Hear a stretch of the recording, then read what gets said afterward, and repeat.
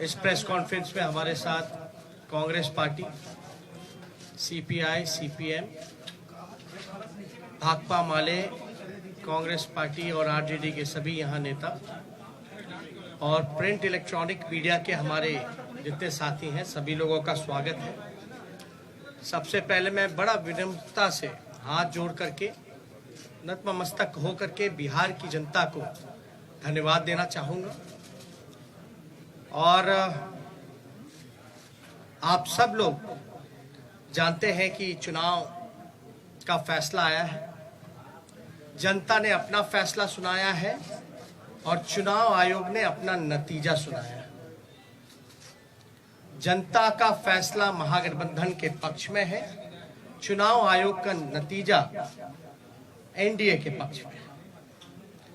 आप सब लोग ये समझ सकते हैं कि जनता का जो जनादेश है और जो नतीजा इलेक्शन कमीशन का है, नतीजे और फैसले का बड़ा अंतर है। फैसला हमारे पक्ष में और नतीजा उनके पक्ष में। ये कोई बिहार में पहली ऐसी कोई घटना नहीं है। 2015 में महागठबंधन जब बना था तो वोट जो है, जनादेश जो है, वो महागठबंधन के पक्ष में था, लेकिन चोर दरवाजे से बीजेपी सरकार में आई, जो कि बीजेपी के जनता का जो आदेश था कि बीजेपी को विपक्ष में रहना। लेकिन बिहार के मुख्यमंत्री लालच में, लोभ में या डर के कारण, या आप कह सकते हैं बीजेपी ने हाईजैक कर लिया।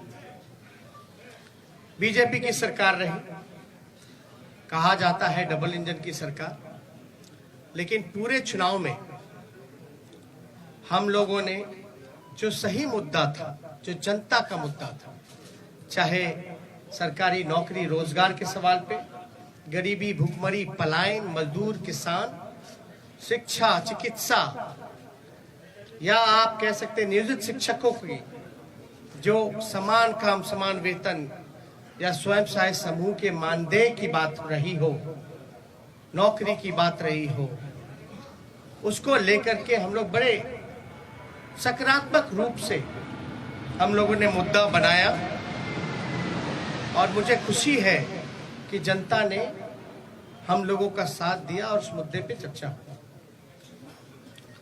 और मैं अभी भी कहना चाहता हूं कि देश का, बिहार का ही नहीं बल्कि देश का युवा, मजदूर, किसान,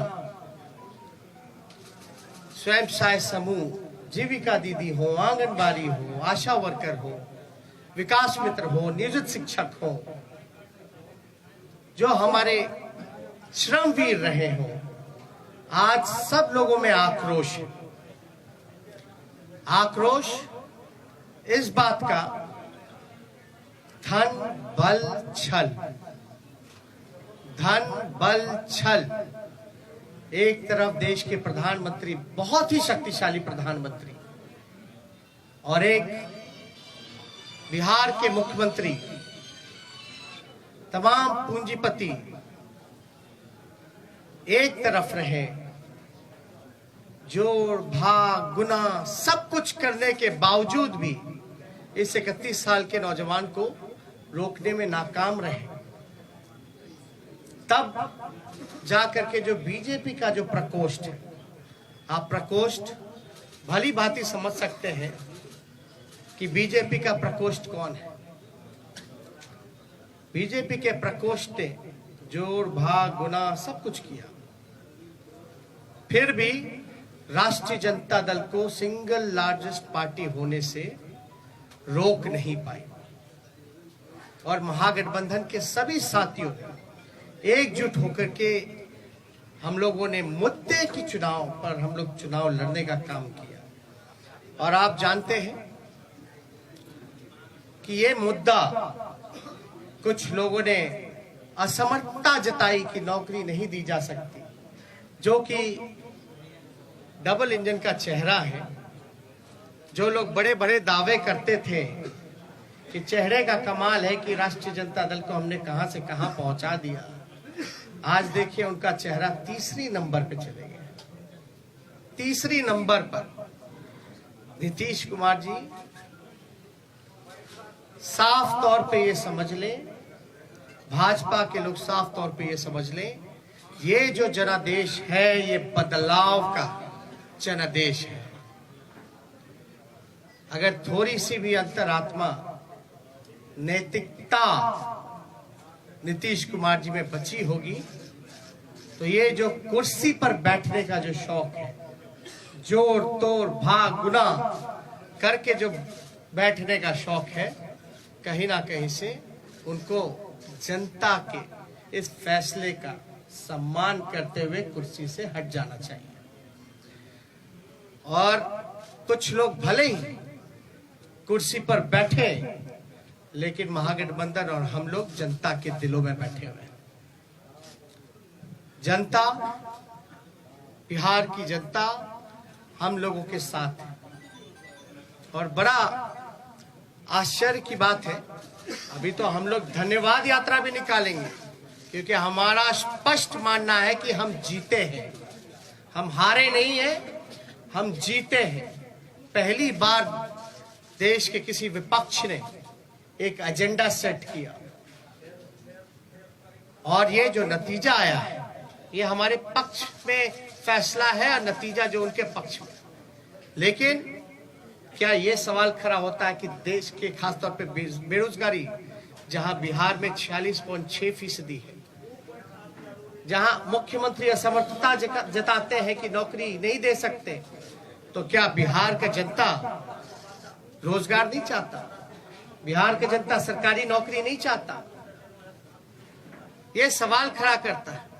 और हम लोग तो धन्यवाद यात्रा में भी जल्दी ही जाएंगे, लेकिन सरकार में अगर जो लोग छल कपट धन बल के कारण जो लोग बैठ रहे हैं, उनसे हम कहना चाहते हैं कि 4 दिन की ही चांदनी है, लेकिन अगर 19 लाख रोजगार, समान काम वेतन नियोजित शिक्षकों को, स्वयं सहायता समूह को अगर मानदेय, शिक्षा चिकित्सा अगर नहीं सुधरी जनवरी तक के महीने पर, तो हम महागठबंधन के लोग बड़ा आंदोलन करने का काम करेंगे।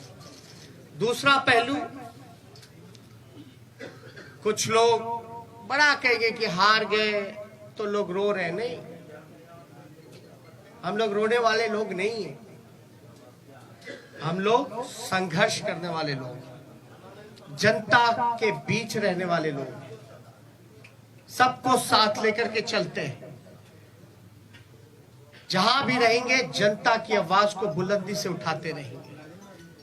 लेकिन आप सब लोग देखिएगा कि आखिर कहां जोड़ तोड़ भाग गुना हुई। तो कुछ सवाल है, हम आपको counting of postal ballot papers की प्रक्रिया बता दें।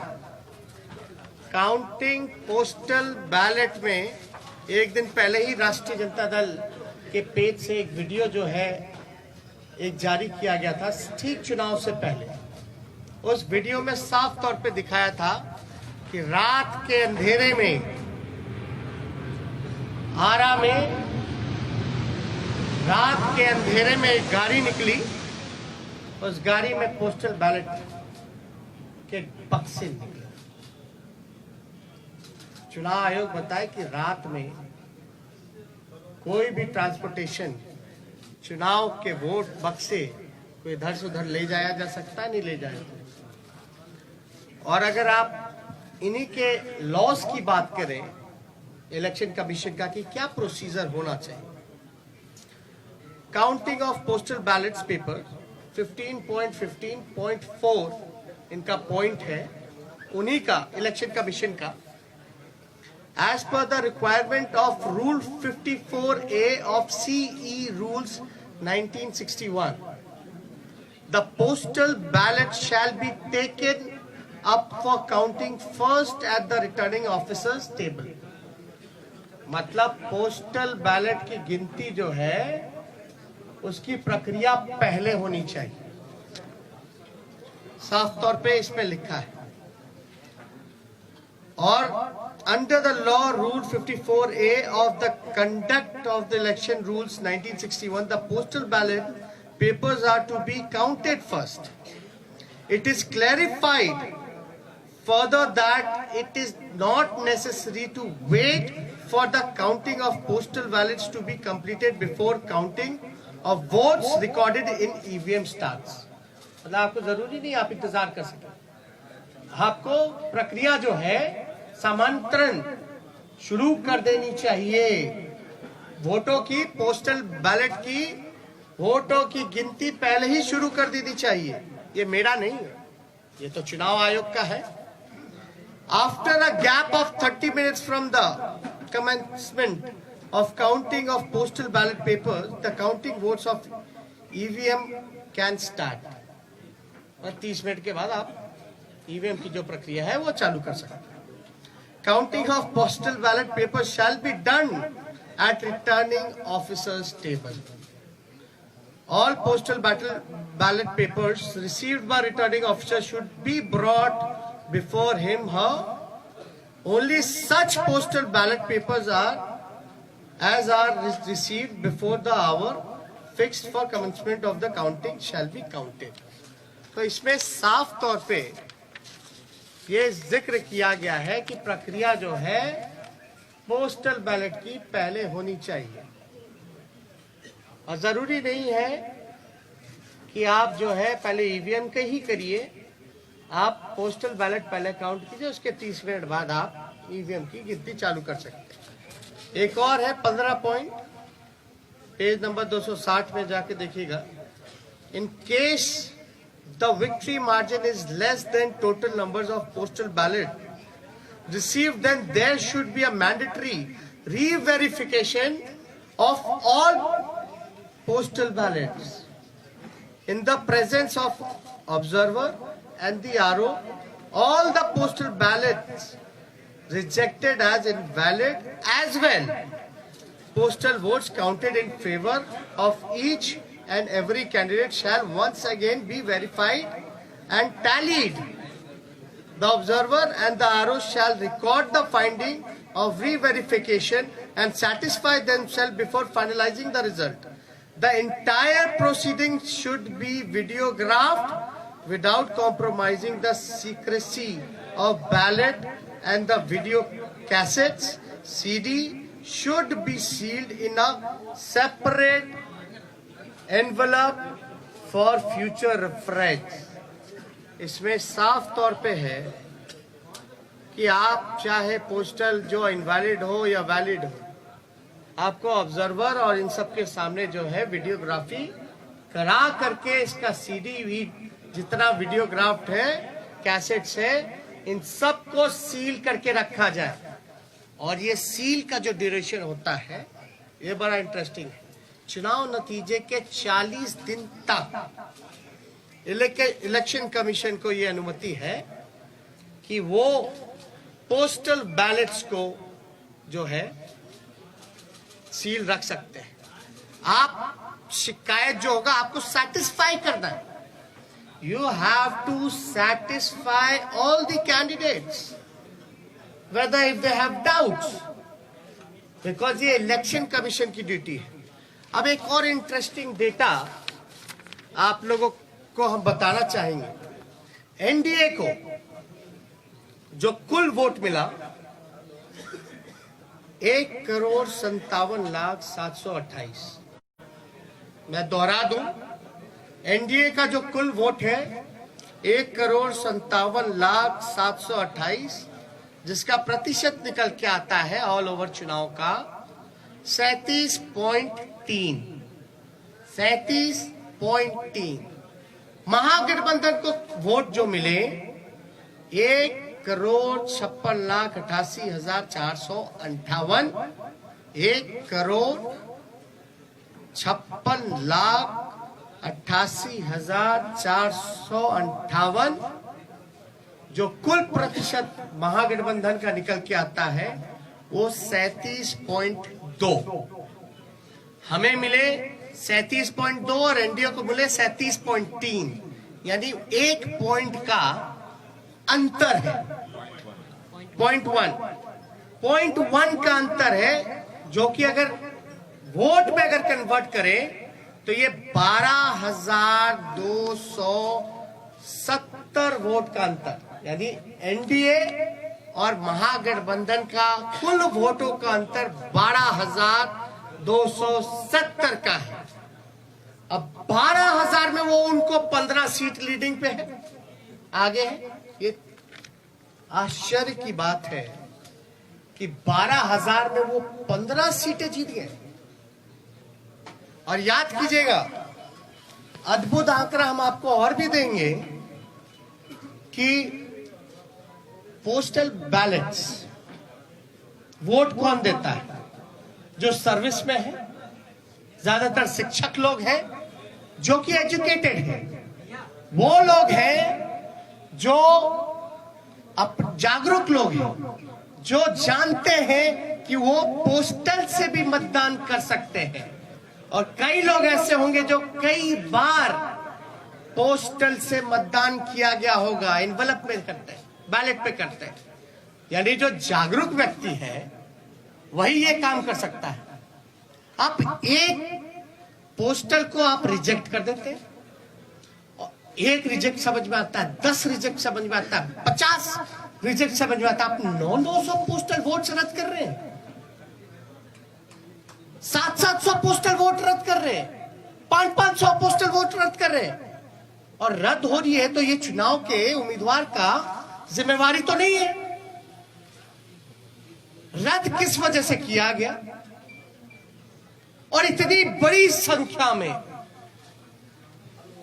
रद्द क्यों हुआ? जब हमारे कैंडिडेट्स ने जब मांगा रिटर्न में आरओ से कि लिखित में दीजिए कि आपने रद्द क्यों किया, आरओ की जिम्मेदारी है कि वो कैंडिडेट्स को सेटिस्फाई करे, जो कि हमने आपको गाइडलाइन में बताया। और किससे पूछ करके इलेक्शन कमीशन ने गिनती जो है लास्ट में पोस्टल का किया और रद्द करने का काम किया? पहले क्यों नहीं काउंटिंग कराई गई? किसके दबाव में?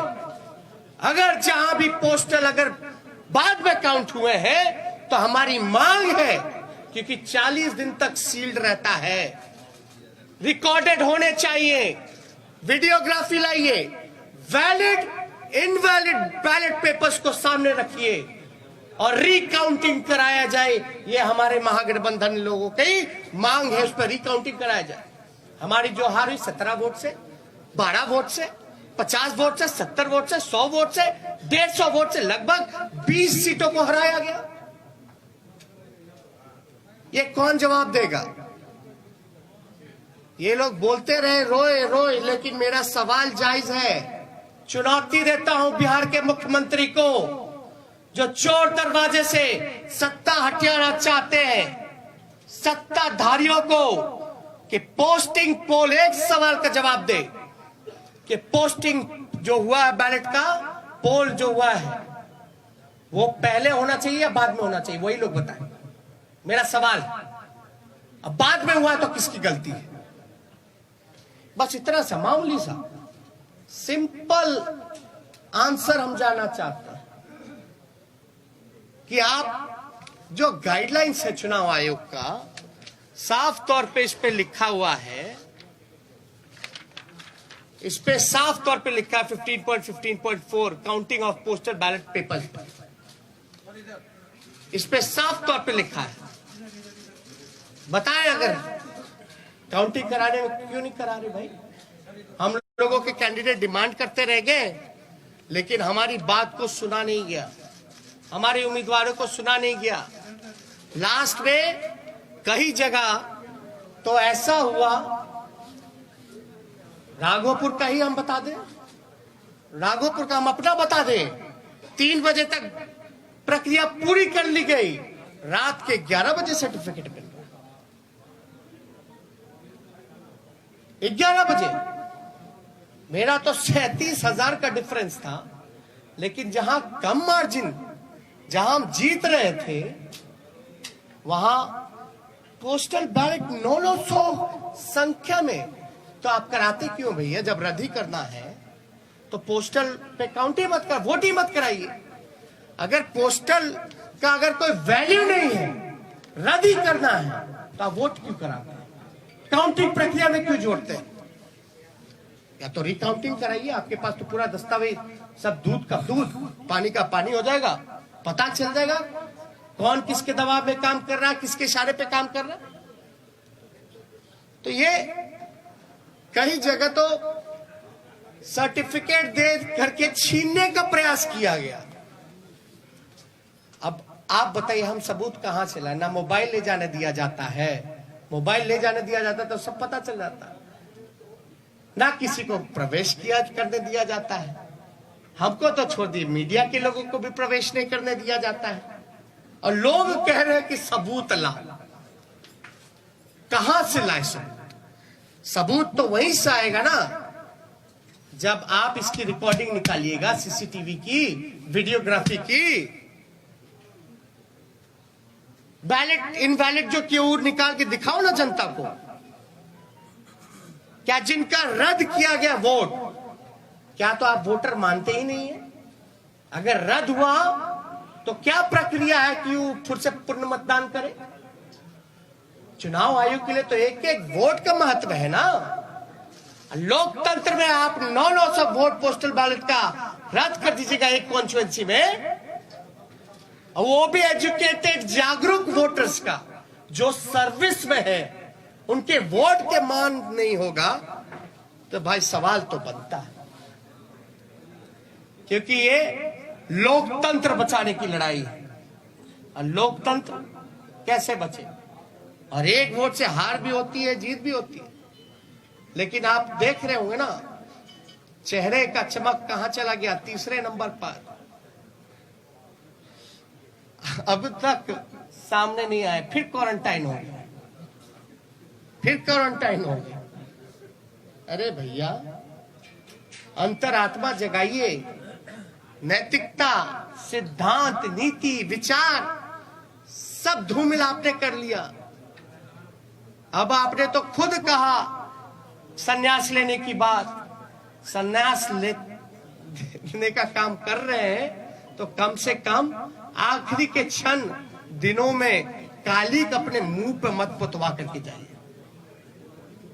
काली अपने मुंह पर या जनता का हाय लेकर के अपने राजनीतिक सफर का अंत मत कीजिए नीतीश जी, अंतरात्मा जगाइए। इसलिए हम सब लोगों को लगा कि ये प्रेस कॉन्फ्रेंस करना, और मैं पुनः बिहार को धन्यवाद दूंगा, धन्यवाद यात्रा करूंगा।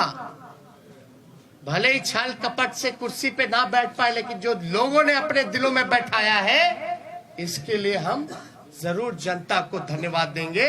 और हमारा मानना है महागठबंधन की जीत हुई है, डबल इंजन की हार हुई है, जनता हमारे साथ है। और कुछ प्रकोष्ठ के लोग जो नतीजा, फैसला नहीं, जिन्होंने नतीजा सुनाया है,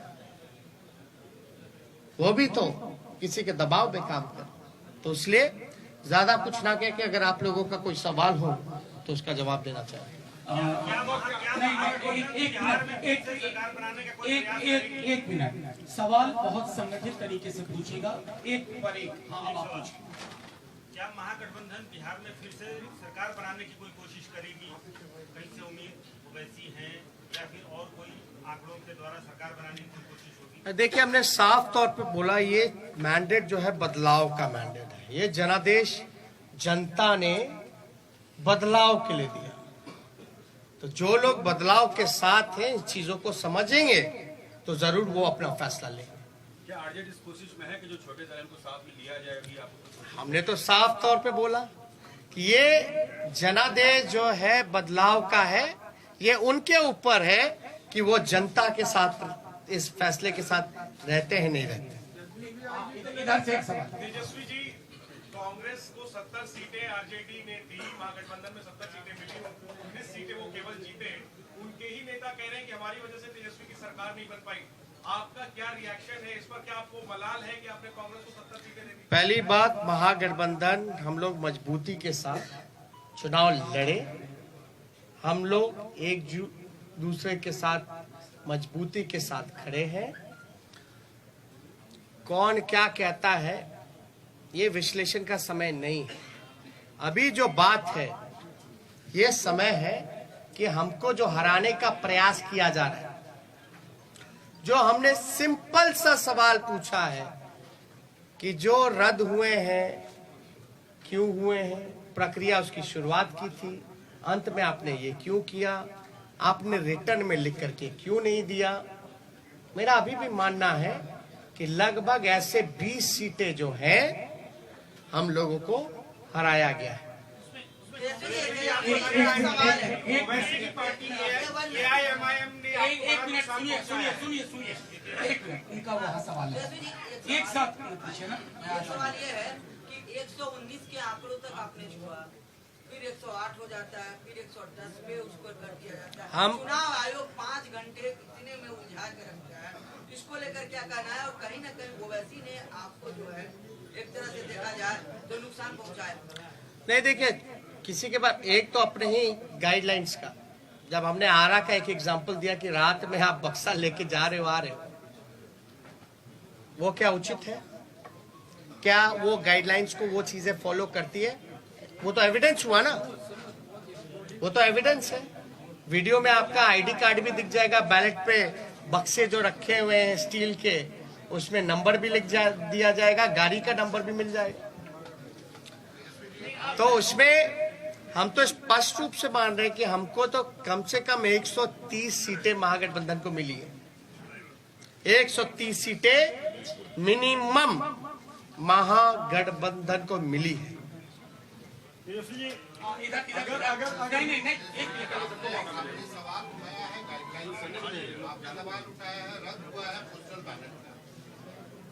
गठबंधन आज की तारीख में जब सरकार नहीं बनी है बिहार में, अभी तक फॉर्मल नहीं हुआ है, गठबंधन इलेक्शन कमीशन को डॉक में लेने के लिए, you are putting the election commission on the dock.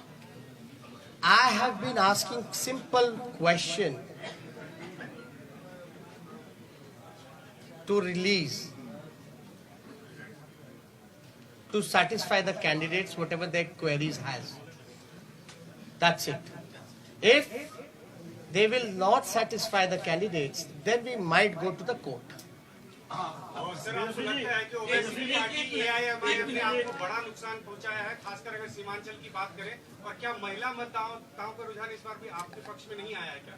ये बहुत ही अच्छा सवाल। हम तो कह रहे हैं हम 130 सीट जीते हुए हैं, हम तो बहुमत में आ गए, हम तो बोल रहे हैं कहां नुकसान पहुंचाया। दूसरी बात, साइलेंट वोटर्स, ये साइलेंट वोटर्स है कि इनविजिबल वोटर्स है? और साइलेंट वोटर क्या बोल रहा है? आप लोगों को कौन बोल दिया कि साइलेंट वोटर ने एनडीए को वोट दिया? हम तो जानना चाहते हैं। तब तो साइलेंट वोटर रहा ही नहीं ना। जब प्रधानमंत्री जी साइलेंट वोटर का जिक्र कर रहे हैं, उनके पर तो लोग बड़ा वोकल होते थे, अब साइलेंट हो गए। और साइलेंट हो गए तो प्रधानमंत्री जी को कान में जाके बोल दिया गया। जब बोल ही दिया तो साइलेंट कहां रह गए? ये साइलेंट वोटर थे ही नहीं, ये साइलेंट वही है जो इनविजिबल वोटर है, जो कि बीजेपी के प्रकोष्ठ है।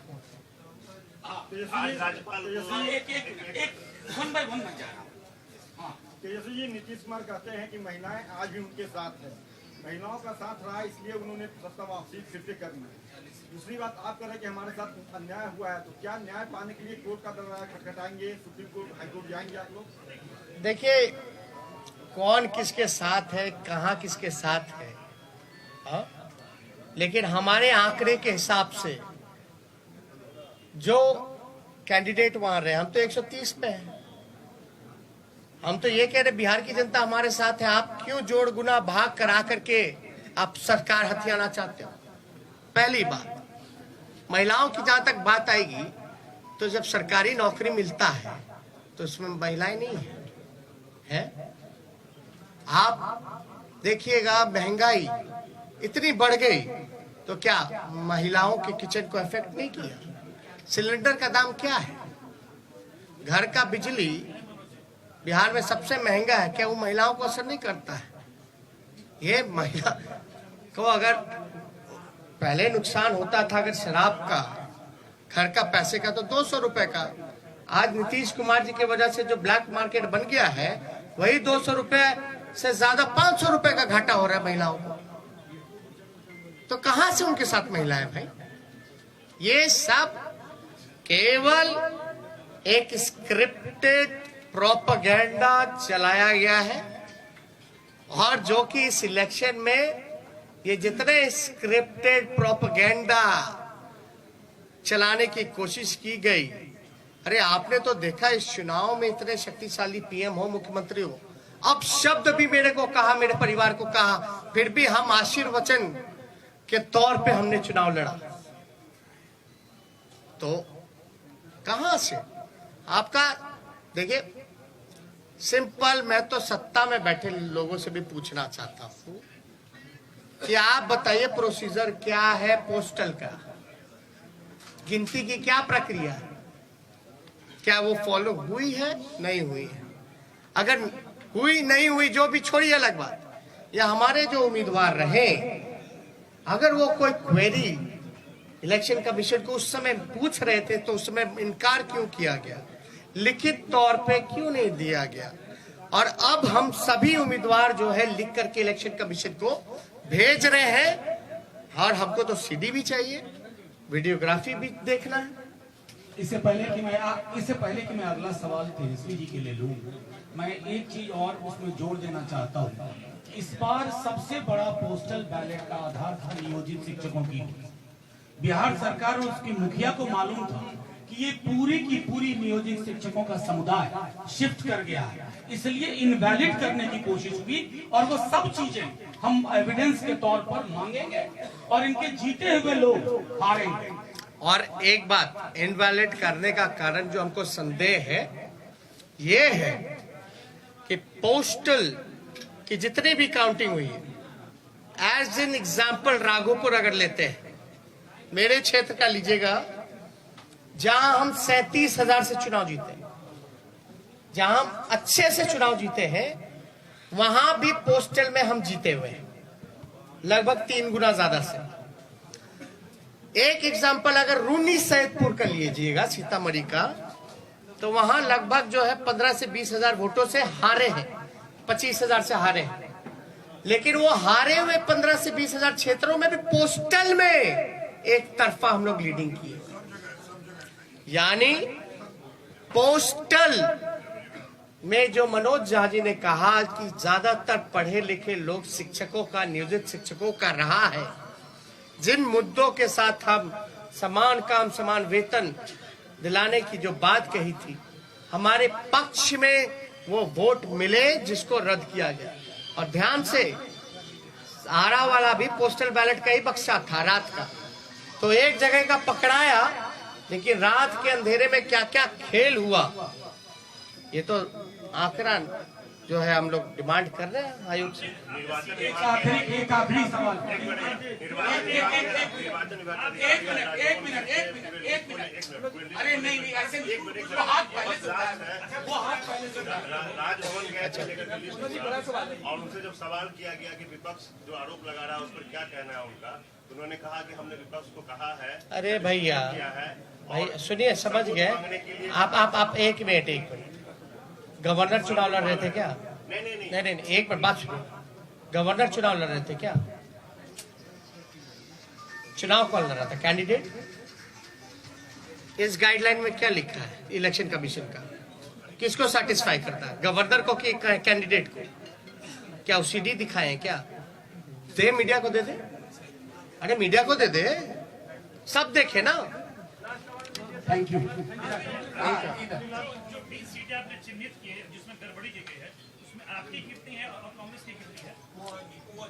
वो लिस्ट हम लोग दे देंगे, उसमें कोई वो नहीं है। और अब मैं इस प्रेस कॉन्फ्रेंस की समाप्ति की घोषणा करता हूँ। शुक्रिया। क्या महागठबंधन वीआईपी और हम पार्टी के संपर्क में है? लेट से आया। हमने पहले ही इसका जवाब दे दिया है कि ये जनादेश बदलाव का है और फैसला उनको लेना है कि जनता के फैसले के साथ है कि नहीं। शुक्रिया तमाम साथियों।